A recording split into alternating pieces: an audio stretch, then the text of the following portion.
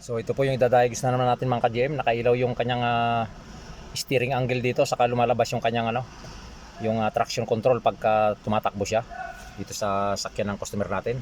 Yan yung idadiagnose natin. Baba tayo at papakita ko sa inyo kung ano yung dahilan niyan. Po mga ka-GM, at sinicheck natin yung pangilalim kasi nga nagkakaroon siya ng traction control light doon sa instrument cluster niya.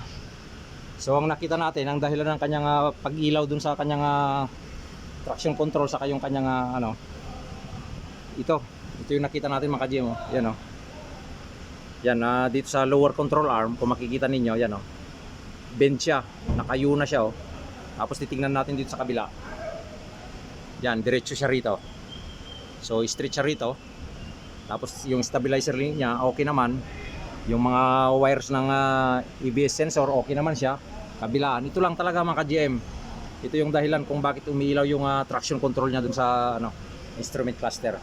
So like and share po yung ating mga videos para magkaroon din ng idea yung iba.